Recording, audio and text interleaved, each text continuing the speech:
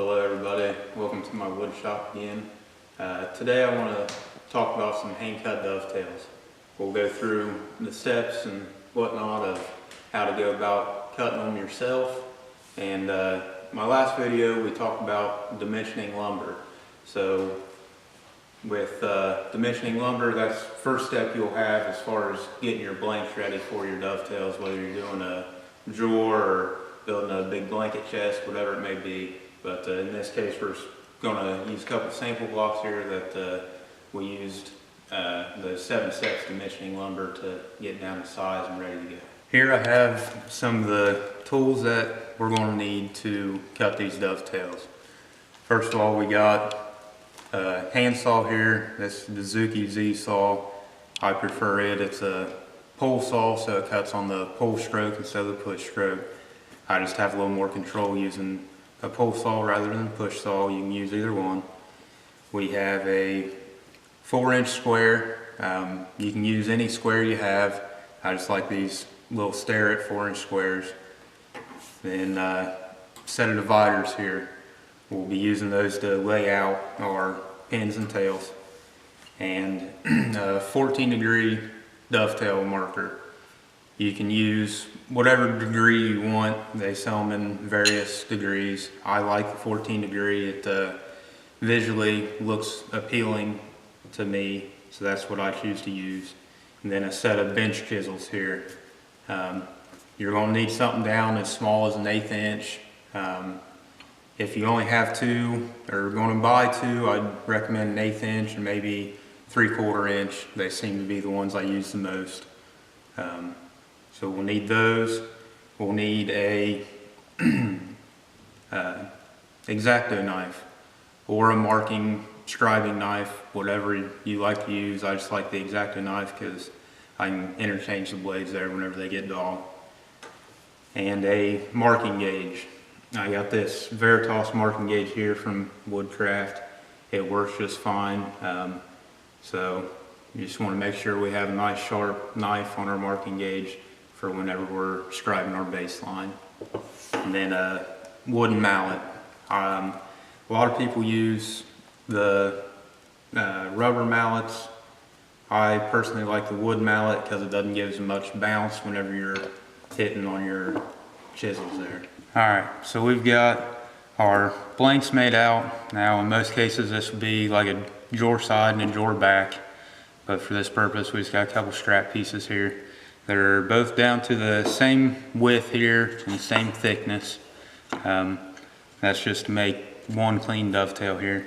So the first thing we want to do is scribe our baseline. So we're going to use our marking gauge here. We want to set it up to the exact thickness of our wood here. So you can see we got our knife at the same thickness as our wood.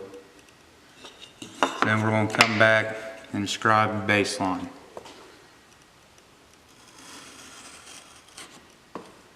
I like to make one light pass at first, just get it established, then I'll come back and make a second one to cut it a little deeper. It doesn't have to be real deep, just enough that we can set our chisel down in it whenever we go to chopping out. So this will be my pin board. So I'll be cutting my pins in this one. I say that because on our pins we do not have to scribe a baseline on the edge of our board. So whenever we go to our tail board, we'll have to get our baseline down on the face of the board as well as each side of the board.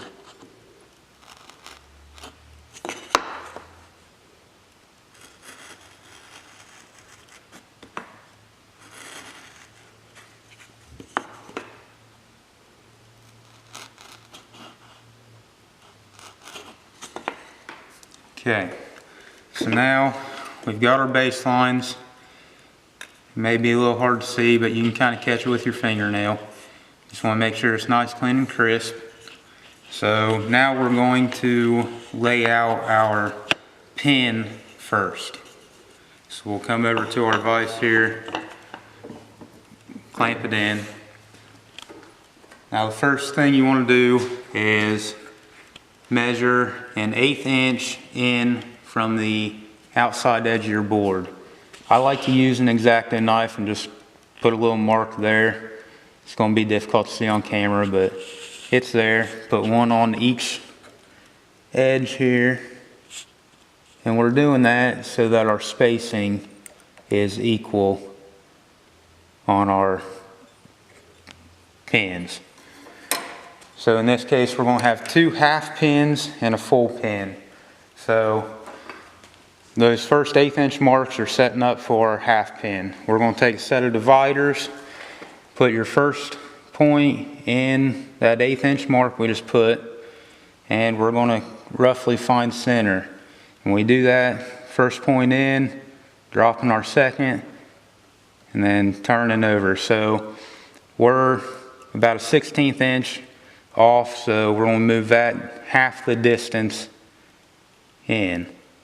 So now we can come back, lay it back in our 1/8 inch mark, point down, and there we go, we're right on it. So we're going to push that middle mark in a little bit more, that way we know it's right there.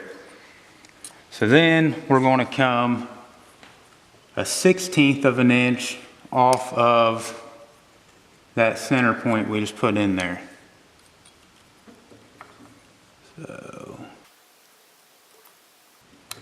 So now that sets us up for a full 1/8 inch on our narrow side of our pin. So aesthetically looking at it, we've got 1/8 inch here, 1/8 inch here, and then we're going to have an 1/8 inch middle pin there. So now we're going to take our marking gauge. Everything we just set up was on the narrow side. So keeping that in mind, we're going to lay our gauge on there so that we're going from narrow to heavy. I like to set my blade, my X-Acto knife right in there and push my gauge up against it. That way I'm right in line.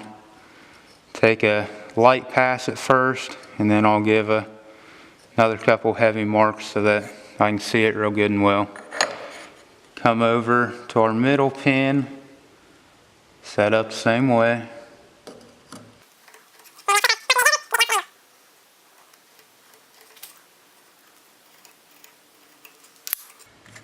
So there we have the tops of our pins laid out.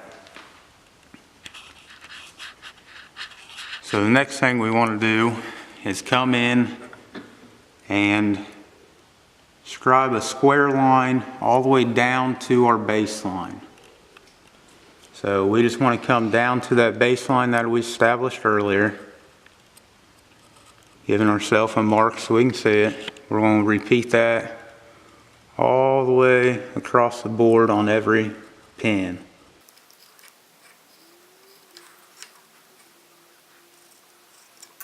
Then I like to mark the back edge of my board just so I know when I get done that everything's square. Once you get comfortable doing it, you don't necessarily have to do this. It's just kind of a second check for me that I like to do.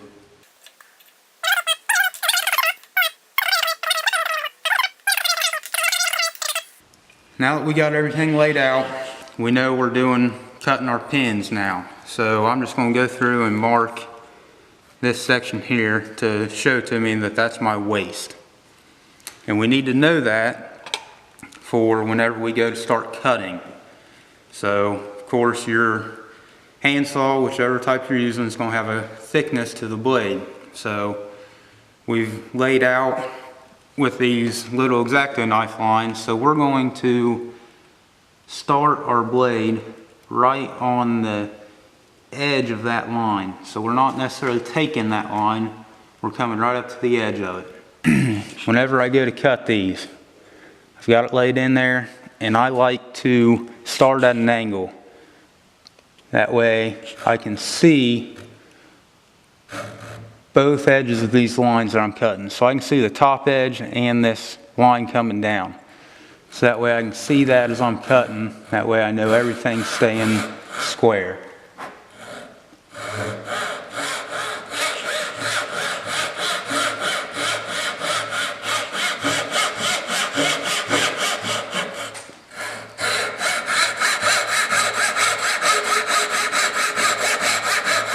cutting all the way down, almost to my baseline. I don't want to go all the way to it. I want to stop just shy, like that. I like to go ahead and cut all my same angles because a lot of cutting dovetails by hand is muscle memory. So I would recommend you can try one dovetail if you want it first, but I'd recommend go ahead and just lay out a bunch of different lines at these angles and start cutting on a scrap board. Just get used to cutting these angles.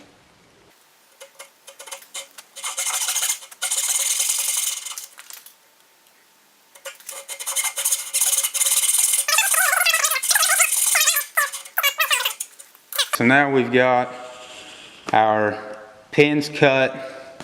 All we have to do is remove our waste. So we can take that over to the bandsaw and do it if you'd like. If you're going to do it by hand, we can just make a couple relief cuts here for the chisel.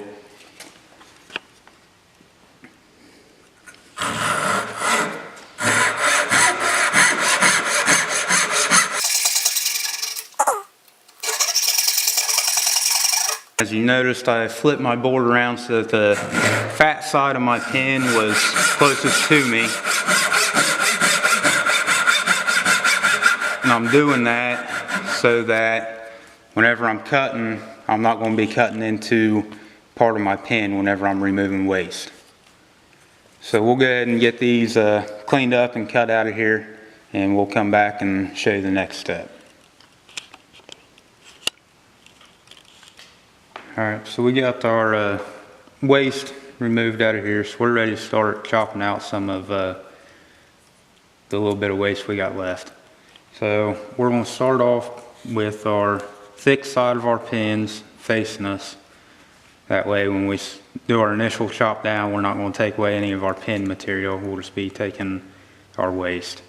So I'm going to start with a pretty decent sized bench chisel.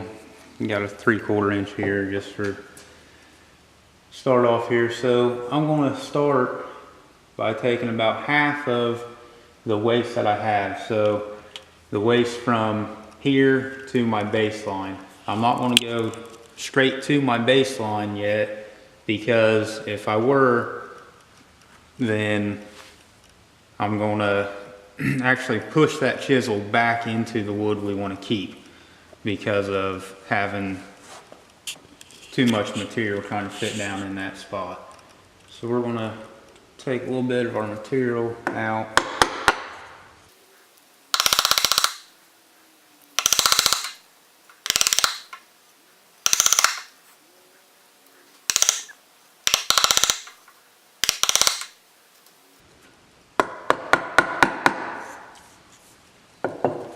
Okay, so we've got a fair amount of our material pulled away from that. So now we're going to go straight down to our baseline. So you can drop that edge of that chisel down in that baseline, and it'll put you right where you need to be. So as I'm cutting this, I'm going to undercut it just a little bit. That way I don't have any high spots whenever I go to put it together. And I'm not grabbing this mallet all the way out at the end so I can beat on it real hard. I'm kind of grabbing it up on the head of it a little bit. That way I've got a little more control of it. Once you start doing this a little more, you'll get a feel for it, where you like to hold your mallet and everything else. And I've got my 2 fingers here that are not holding on to the chisel. I'm putting them down against the board, kind of acting as a brake. So that way I'm not chopping way through the board here.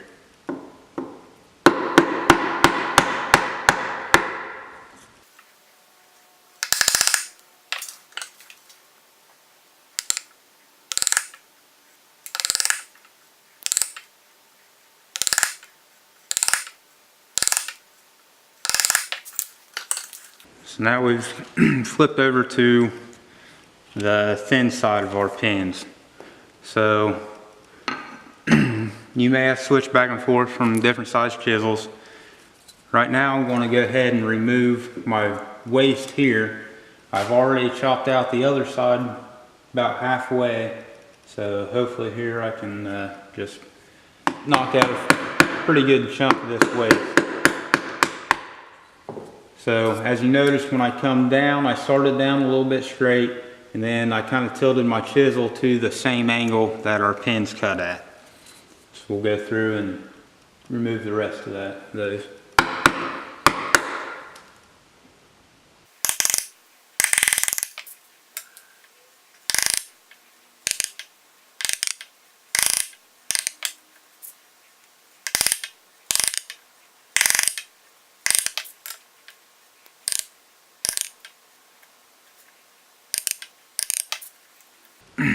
Alright, so we've got our baselines chopped out. We still got a little material left in the corners here, which is no big deal. We will come back and throw it in our vise and use a chisel to clean those up. Okay, so we got it in the vise here. We got it a little bit of an angle up at us, that way it's a little easier to have some downward pressure as we're cutting. So I'm grabbing a chisel that is a little bit wider than my board. So I'm setting up here, that way I can, if I got any high spots in my pin faces here, I can clean those up, as well as clean up the little bit of material we got left in them very corners.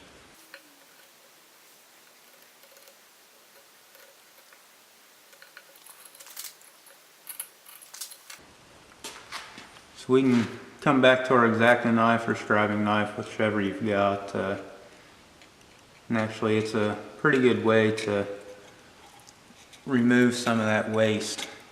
You can just use the very tip of it and cut that waste out there.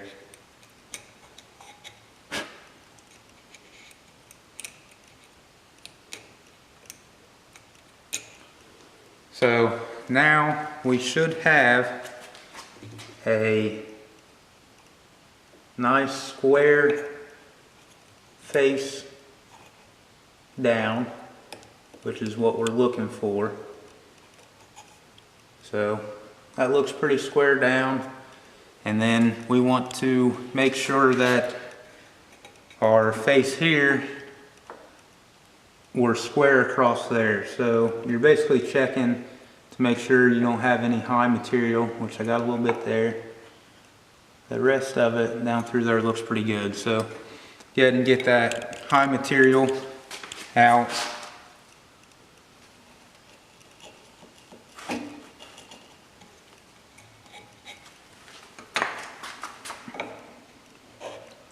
Okay, so that looks pretty good. So that's what we're going to be doing here. I'll save you the pain of watching me do it, and we'll come back once I got all that cleaned up, and we'll be ready to mark for our tails. Okay, so we've got our waist chopped out and we're setting up here to mark our tails.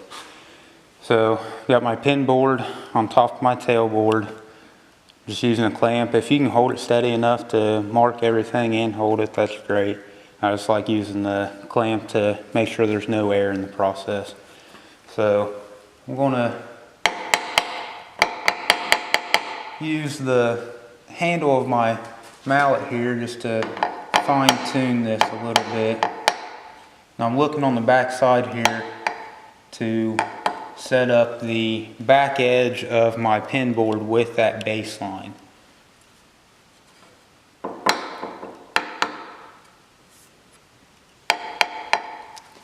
So that looks pretty good there. We're making sure we're nice and flush on our sides. So I think we got it set up pretty good. So now we're going to come in and scribe a line following our pin. So just drop it in there. Make sure you're doing a nice light pass at first, because you can cut the corner off your pin if you're not careful. Do that nice light pass first, then you can do a little heavier pass if you'd like to be able to see it a little better.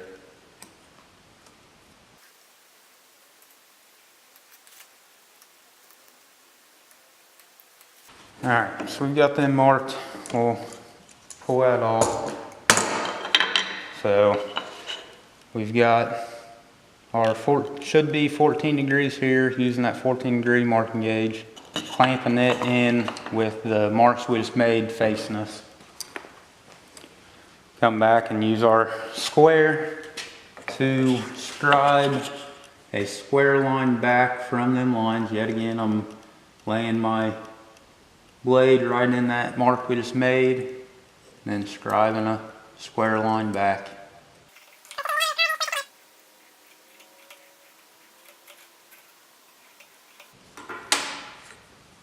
Okay, so we've got those marked. If you want to, we can take our 14 degree marking gauge again and line it up with the square line we just made and mark us that 14 degrees on the back edge like we did before.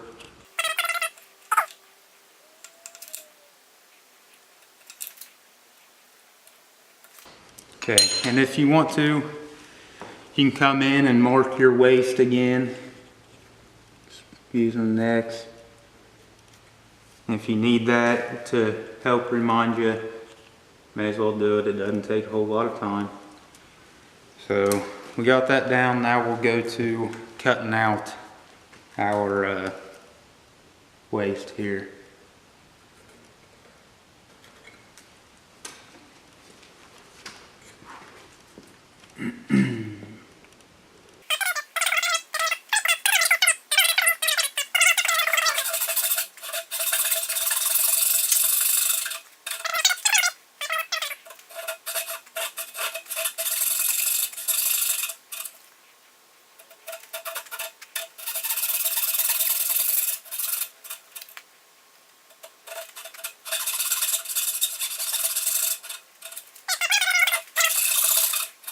And that's just for whenever I go to chopping out, it's got a little more room to move once I get that chisel down in there.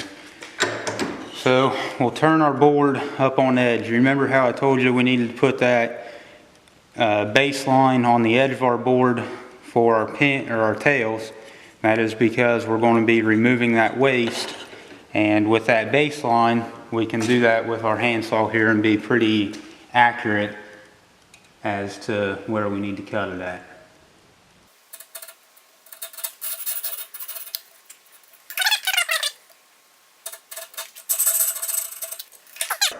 So now we can come and start chopping out. This is where you really need that 1/8 inch chisel to be able to chop these out. Once again, I'm going to come a little ways off my baseline to start with.